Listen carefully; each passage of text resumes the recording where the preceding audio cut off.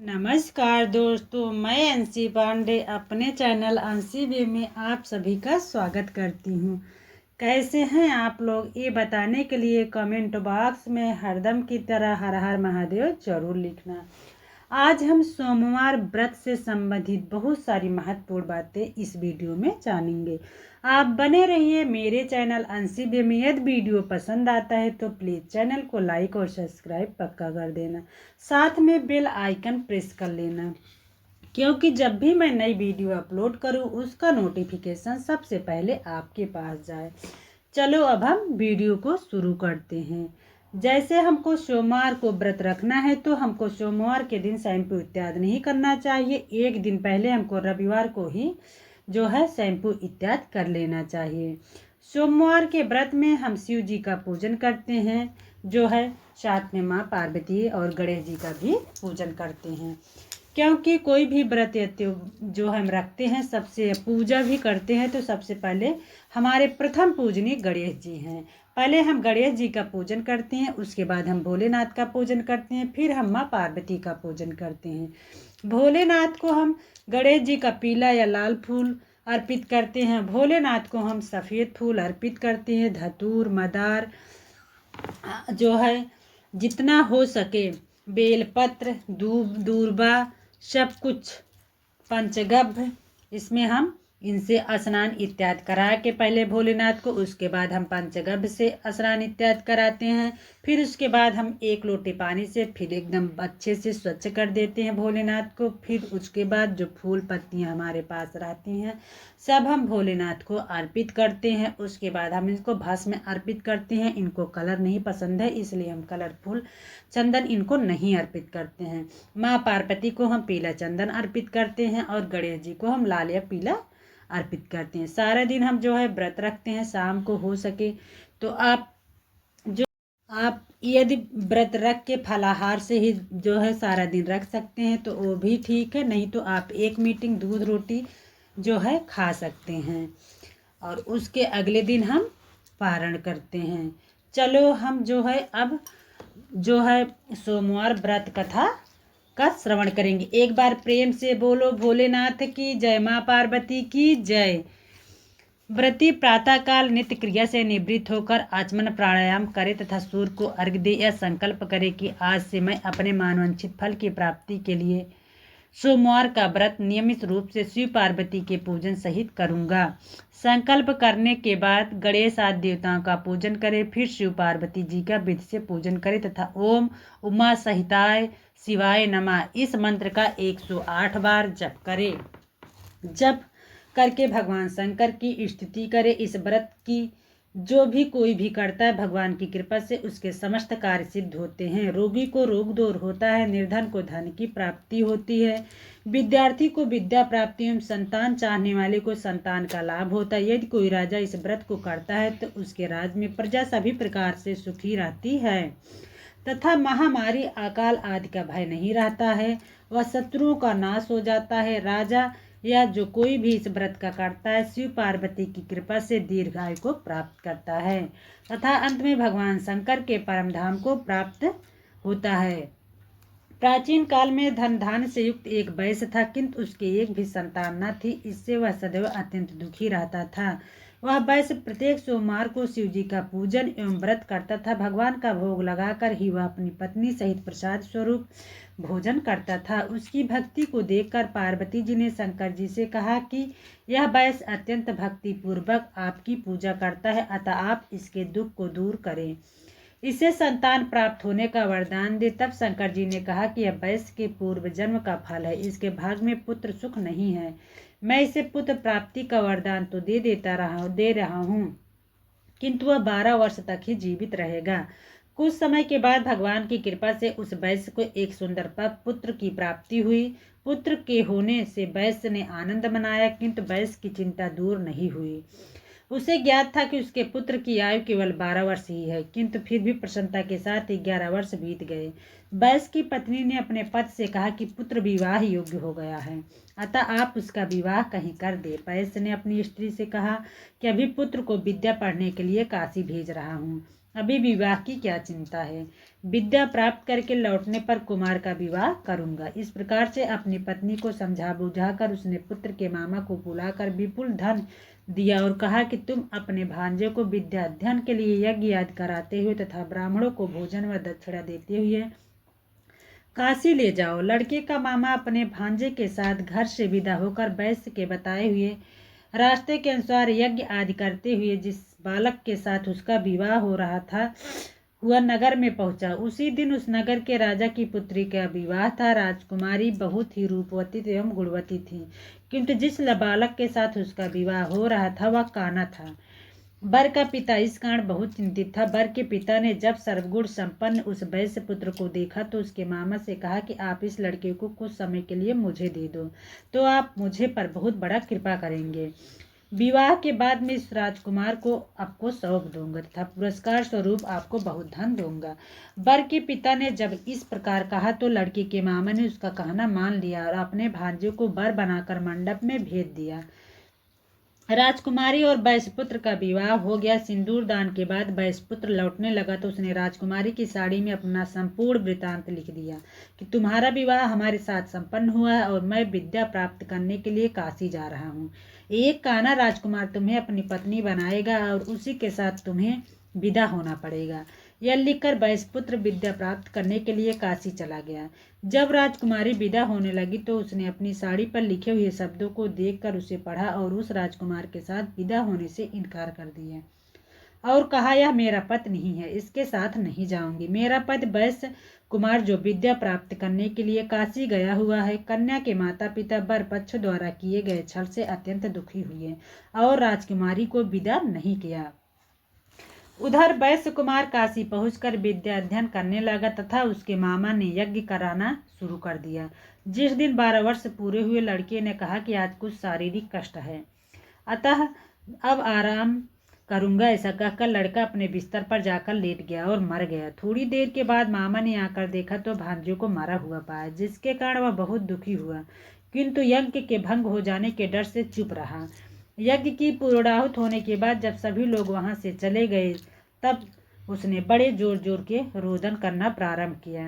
दैवयोग से शिव पार्वती उधर से ही जा रहे थे। पार्वती जी ने शिव जी से कहा, कोई यह कैसा करुण क्रंदन कर रहा है, वहां चलकर देखना चाहिए। पार्वती जी के कहने पर शंकर जी वहां गए जहां पर वैश्य रो रहा था। तब बालक मरा हुआ पड़ा था। पार्वती जी ने कहा, यह तो वही बालक है जो आपके वर के प्रभाव से उत्पन्न हुआ था। इसे आप जीवन दान दे ताकि इसके परिवार वालों को दुख दूर हो जाए, सुख की प्राप्ति हो। शिव जी ने कहा, इस बालक की आयु पूर्ण हो चुकी है, किंतु आपके कहने पर मैं इसे जीवित एवं दीर्घायु किए देता हूँ। ऐसा कहकर उन्होंने उस मृत बालक को जीवन दान दिया तथा स्वयं अपने लोक को चले गए। कुछ दिन के बाद बालक समस्त विद्याओं में निपुण होकर अपने मामा के सहित अपने नगर को चल दिया। मार्ग में उसी नगर में फिर वहीं रुका जहाँ पर उसका विवाह हुआ था। वहां पर उसने यज्ञ किया तथा ब्राह्मणों को भोजन करा के दक्षिणा दी। राजा को यह समाचार मिलने में देर न लगी। काशी से विद्या प्राप्त करके एक वैश्य पुत्र लौटा है, वह यज्ञ आज कर रहा है। सुनकर राजा स्वयं वहां पर आ गए और अपने दामाद को देखकर बहुत ही प्रसन्न हुए। उसने अपने घर ले गया तथा कुछ समय बाद अपनी पुत्री के सहित विदा कर दिए। वैश्य कुमार अपने मामा और पत्नी के साथ अपने नगर आया और अपने माता पिता के साथ सुखपूर्वक रहने लगा। उनके माता पिता ने भी नियम पूर्वक सोमवार का व्रत करके अपने अल्पायु पुत्र को दीर्घायु बना दिया। जो भी सोमवार का व्रत करता है या पवित्र कथा सुनता है उसके समस्त कष्ट नष्ट हो जाते तथा सभी मनोकामनाएं पूर्ण होती है। एक बार प्रेम से बोले भोलेनाथ की जय, माता पार्वती की जय। चलो अब हम आगे चालीसा का श्रवण करेंगे। जय गणेश गिरिजा सुवन मंगल मूल सुजान, कहत अयोध्या दास तुम देव अभय वरदान। जय गिरजापत दीन दयाला, सदा करत संतन प्रतिपाला। भाल चंद्रमा सोहत नीके, कानन कुंडल नाग फनी के। अंग गौर सिर गंग बहाए, मुंड माल तन छार लगाए। वस्त्र खाल बाघंबर सोहे, छवि को देखी नाग मुन मोहे। मैना मातुक हवै दुलारी, बामे अंग सोहत छवि नारी। कर त्रिशूल सोहत छवि भारी, कर सदा शत्रु अंक्षयकारी। नंदी गणे सो है तह कैसे, सागर मध्य कमल है जैसे। कार्तिक श्याम और गढ़ राहु, या छवि को कही जाते न काऊ। देवन जब ही जाए पुकारा, तब ही दुख प्रभु आप निवारा। किया उपद्रव तारक भारी, देवन सब मिल तुम्हें जुहारी। तुरंत खड़ा नन आप पठायो, लव निमेष महामारी गिरायो। आप जलंधर असुर संहारा, सुयस तुम्हार विदित संसारा। त्रिपुरासुर सन युद्ध मचाई, तब कृपा कर लीन बचाई। किया तपहि भागीरथ भारी, पुरव प्रतिज्ञा तास पुरारी। दानिन मह तुम सब कोई नाही, सेवक की स्तुति कर सदाही। वेद माहि महिमा तुम गाई, अकथ अनादि भेद नहीं पाई। प्रगट उठत मथन में ज्वाला, जरा सुरा सुर भय बिहाला। किनी दया तह करी सहाई, नीलकंठ तब राम नाम कहाई। पूजन रामचंद्र जब कीना, जीत के लंक विभीषण दीना। सहस कमल में हो रही धारी, कीन परीक्षा तब ही पुरारी। एक कमल प्रभु राख्यो जोई, कमल नयन पूजन चाह सोई। कठिन भक्ति देखी प्रभु शंकर, भय प्रसन्न दिए इच्छित बर। जय जय जय अनंत अविनाशी, करत कृपा सबके घटवासी। दुष्ट सकल नित मोहि सतावै, भ्रमत रहो मोहि चैन न आवै। त्राहि त्राहि मैं नाथ पुकारूं, यही अवसर अब कोहि उबारो। लय त्रिशूल सत्वन को मारे, संकट से मोहियान उबारो। मात पिता भ्राता सब कोई, संकट में पूछत नहीं कोई। स्वामी एक है आस तुम्हारी, आए हरो मम संकट भारी। धन निर्धन को दे सदा ही, जो कोई जाचे सो फल पाई। अस्तुत के विधि करो तुम्हारी, क्षमो नाथ अब चूक हमारी। शंकर हो संकट के नाशन, विघ्न विनाशन मंगल कारण। योगी यति मुनि ध्यान लगावै, नारद सारद शीस नवावै। नमो नमो जय नमः शिवाय, सुर ब्रह्मादिक पार न पाए। जो यह पाठ करे मन लाई, ता पर होते है शंभु सहाय। ऋणिया जो कोई होई अधिकारी, पाठ करे सो पावन हारी। पुत्र होने की इच्छा जो ही निश्चय, शिव प्रसाद तेहि होई। पंडित त्रयोदशी लावे, ध्यान पूर्वक होम करावे। त्रयोदशी व्रत करे हमेशा, ताके तन नहीं रहाय कलेसा। धूप दीप नैवेद्य चढ़ावे, शंकर सम्मुख पाठ सुनावे। जन्म जन्म के पाप नसावै, अंत धाम शिवपुर में पावै। कहे अयोध्या आस तुम्हारी, जान सकल दुख हरौ हमारी। नित्य ने मुठ प्रात ही पाठ करो चालीसा, तुम मेरी मन कामना पूर्ण करो जगदीश। मंगसर छठ है मंत्रित, सम्मत 64 जान। स्तुति चालीसा, शिवहि पूर्ण कीन कल्याण। अब हम आरती करते हैं भोलेनाथ की। प्रेम से बोलो भोलेनाथ की जय। ओम जय शिव ओंकारा, प्रभु जय शिव ओंकारा। ब्रह्मा विष्णु सदा शिव, अर्धांगी धारा। जय शिव ओंकारा, एकानन चतुरानन पंचानन राजय। हंसासन गरुड़ासन वृषवाहन साजय। ओम जय शिव ओंकारा, प्रभु जय शिव ओंकारा। दो भुज चार चतुर्भुज, 10 भुज अति सोहे। तीनों रूप निरखिता, त्रिभुवन जन मोहे। ओम जय शिव ओंकारा, अक्षमाला बनमाला मुंड माला धारी। चंदन मृग मद सोहे, भाले शशिधारी। ओम जय शिव ओंकारा, प्रभु जय शिव ओंकारा। श्वेतांबर पीतांबर बाघांबर अंगे। सनकादिक ब्रह्मादिक भूतादिक संगे। ओम जय शिव ओंकारा, प्रभु जय शिव ओंकारा। करके मध्य कमंडल चक्र त्रिशूलधारी। शुभकारी दुखहारी, जग पालनकारी। ओम जय शिव ओंकारा। ब्रह्मा विष्णु सदा शिव, जानते अविवेका। प्रणवाक्षर में शोभित ये तीनों एका। ओम जय शिव ओंकारा, प्रभु जय शिव ओंकारा।